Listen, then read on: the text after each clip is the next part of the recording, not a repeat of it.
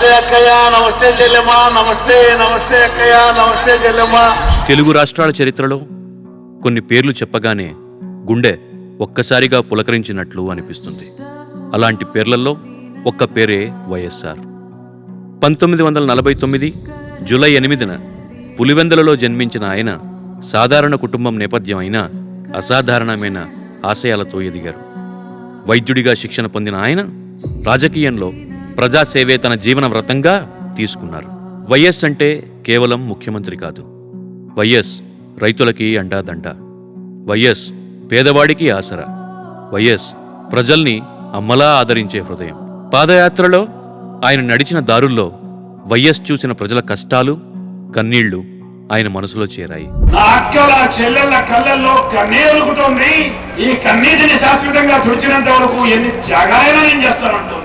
అంటోంది ప్రతి పేదవాడి ముఖంలో పూర్తి స్థాయిలో చిరునవ్వు చిందినంత వరకు ఎన్ని రకాలైన పోరాటాలైనా చేస్తుంది. ఆ పోరాటాల పాటే ఈ ప్రజా ప్రస్థానమని మనం చేస్తున్నాం. పచ్చని పొలాల గురించి, గుక్కెడ నీళ్ల కోసం తప్పించే గ్రామాల గురించి ఆయన మాట్లాడినప్పుడు అది కేవలం ఓటు కోసం కాదు, అది రాష్ట్ర భవిత కోసమని జనం అర్థం చేసుకుని ఆయనకి బ్రహ్మరథం పట్టారు. వైఎస్ రాజశేఖర రెడ్డి అనే నేను మొదటి సంతకం ఈ రాష్ట్రంలో రైతులకు ఉచితంగా కరెంట్ ఇవ్వడమనే కార్యక్రమం చేస్తున్నామని మనం చేస్తున్నాం.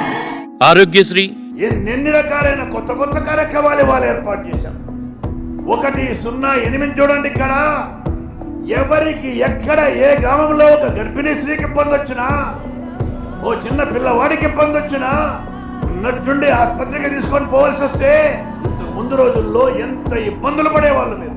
ఇవాళ రోజున కేవలం ఒక్క ఫోన్ కాల్ చాలు, ఫోన్ చేస్తే చాలు 20 నిమిషాల లోపల కొయ్ కొయ్ కొయ్ కొయ్ కొయ్ కొయ్.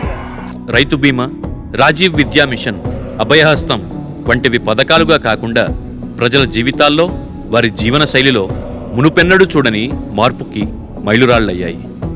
వైఎస్ఆర్ని చూస్తే నిండు తెలుగుతనం కనిపిస్తుంది. వైఎస్ఆర్ పలకరింపు పల్లెపల్లెల్లో ఉన్న స్వచ్ఛమైన గాలిలా అనిపిస్తుంది. వైఎస్ఆర్ చేతి స్పర్శ అభయహస్తంలా భరోసా ఇస్తుంది. వైఎస్ఆర్ చిరునవ్వుని చూస్తే తెలియకుండా మన మొహాల్లో చిరునవ్వు పూస్తుంది. ఆయన నాయకుడు, ఆప్తుడు, వైద్యుడు, అలాగే ఎందరికో దేవుడు. ఈ మనిషి దేవుడైపోతాడని ఏ దాష్టికుడు దిష్టి పెట్టాడు. 2009 సెప్టెంబర్ 2న ఆయన శాశ్వతంగా అందరినీ వదిలి వెళ్ళిపోయారు. ఈరోజు జూలై 8 ఆయన పుట్టినరోజు. ఆయన ఈరోజు మన మధ్య లేకున్నా ఆయన మాటలు మిగిలాయి. ఆయన పథకాలు నిత్యం మనల్ని పలకరిస్తూనే ఉన్నాయి. ఆయన జ్ఞాపకాలు మనల్ని ఇప్పటికీ ముందుకు నడిపిస్తున్నాయి. ఆయనపై ప్రేమ కోట్లాది మనసుల్లో నేటికీ సజీవంగా ఉంది. నాటి నుంచి నేటి వరకు ఎందరో నాయకులయ్యారు. కానీ వైఎస్ఆర్ ప్రవేశపెట్టిన పథకాలు కేవలం ఆంధ్ర నాటే కాక ఇతర రాష్ట్రాలు కూడా స్ఫూర్తి పొంది వాళ్ళ రాష్ట్రాల్లో అమలు చేయడం మొదలుపెట్టారు. కొందరు కలిసి వచ్చి కుర్చీని అంటిపెట్టుకుని జనాల్ని చూసినప్పుడల్లా అది చేసింది నేనే, ఇది చేసింది నేనే అంటారు. కానీ వైఎస్ ఏం చేశారు అని ఎవరన్నా ప్రజలను అడిగితే జనం ఆగకుండా అనర్గళంగా సవివరంగా చెప్తారు. ఇది చాలదా, వైఎస్ఆర్ ఇంకా మన మధ్యలో మనతోనే ఉన్నారు అని చెప్పడానికి. అయితే ఎందరికో నాయకుడు, పేదోళ్ల దేవుడు కన్న కలలు కొన్ని పూర్తి కాకుండా ముగిసిన ఆ మహామనిషి ఆశయాలను పూర్తి చేసేందుకు ఆయన మనకు ఇచ్చిన ఎదురులేని అస్త్రం ఈ ప్రాంతం యొక్క సర్వతోముఖమైన అభివృద్ధి చేయాలని ఆకాంక్షతో ఉన్నాం. యువకుడు, ఉత్సాహవంతుడు, మీ అందరితో ఒక్కరిగా, మీ అందరిలో అన్నగా, తమ్ముడిగా, మీకు అన్నగా నిలబడి ఉంటాడు. మీ ఆదరణ కోరుతున్నాడు, ఆశీర్వదించమని కోరుతున్నాడు.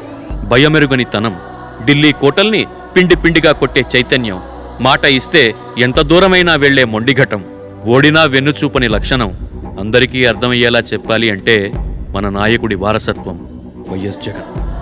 జగనన్న వెంట నడుద్దాం, చెయ్యి చెయ్యి కలిపి రాజన్న రాజ్యాన్ని మళ్లీ తెచ్చుకుందాం. తిరుమల వెంకన్న సాక్షిగా, శ్రీశైలం మల్లన్న సాక్షిగా, గజని లక్ష్మీ నరసింహస్వామి సాక్షిగా, మా దైవం రాజన్న సాక్షిగా, నిన్నే నమ్ముకున్న కార్యకర్తల సాక్షిగా ఈ అడుగులో అడుగు వేయడానికి సిద్ధంగా ఉన్నాం. ఈ వైఎస్ఆర్ జయంతి రోజును పండుగలా జరుపుకుందాం. వైఎస్ఆర్ని మరొక్కసారి గుర్తు చేసుకుని ఆనందంగా ఉందాం.